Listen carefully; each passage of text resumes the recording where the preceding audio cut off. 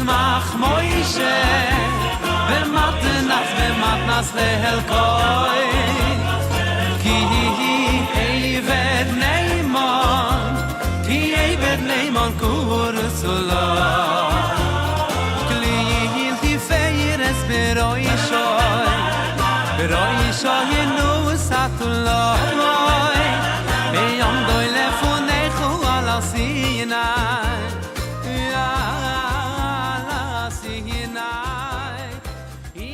Hello everyone. After we finished the series about Zecher L'Maaseh Bereshit, Zecher L'Yetziat Mitzrayim, taking 3 words out of the davening, I'd like to now go a bit and zoom out and ask a very simple question. How come every single Shabbos we have not 1, not 2, not 3, but 4 different Amidahs?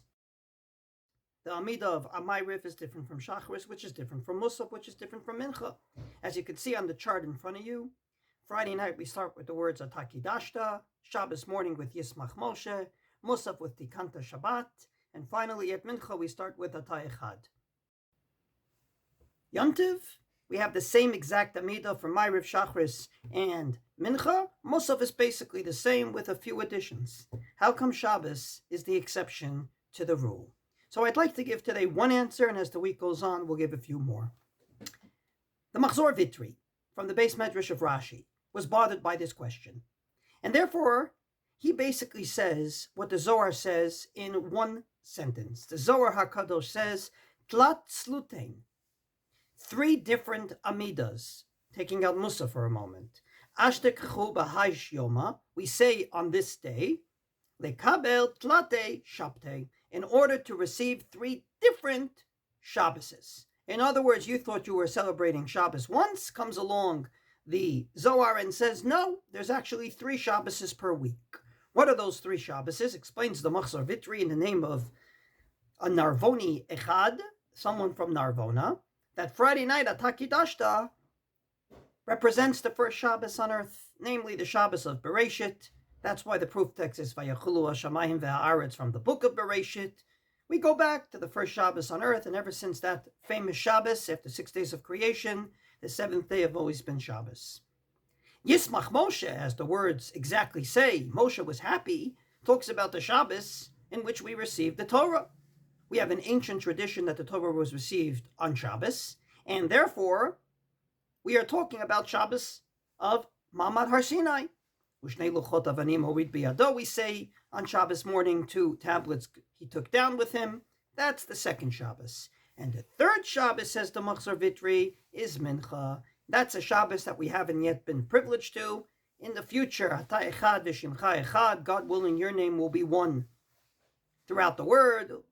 As we say by Yom Ahu, on that day, Hashem Echad u'Shmo Echad, his name will be one, as well as he will be one, and therefore comes along and says, the Machzor Vitri, we represent 3 Shabboses in our davening. The Shabbos that was, namely the first Shabbos on earth. The second Shabbos is, of course, the Shabbos that we got the Torah, and the third Shabbos, just the one in which, in the times of Mashiach, God's name will be one, and there will be no other one on earth, including terrorists that think they're God and they can take away life. He's not alone. The Torah said exactly the same words in his code of Jewish law, and says that at the end of the day, we have 3 Shabboses, past, present, and future. Past is Shabbos Bereshit, present is the Shabbos we got Ma'amad Har Sinai, the Torah that we keep to this day, and finally the future that didn't happen yet. What's interesting about this answer is that it's not in a vacuum. It's not just on Shabbos, once a week. It's actually once a month. When we come before God in Kiddush Levana, and we say that famous bracha, the bracha starts out with the past. Asher ma'amaro barash hakim ruach piv kol tzava'am, you created the world in the past. Then we go on to say, that the Levana should constantly go ahead and renew itself, and the moon gets smaller and bigger every month in the present. And finally, we say, Shehem Atidim, in the future, Litchadesh Kemota, the Jewish people will be renewed like the moon. And later on in the Kiddush Levana, we ask God, Lemalot Pikimata Levana, make the moon as strong as the sun. So we're going past, present, and future, not just once a week, but once a month. And finally, Not just once a week, not just once a month, but once a year.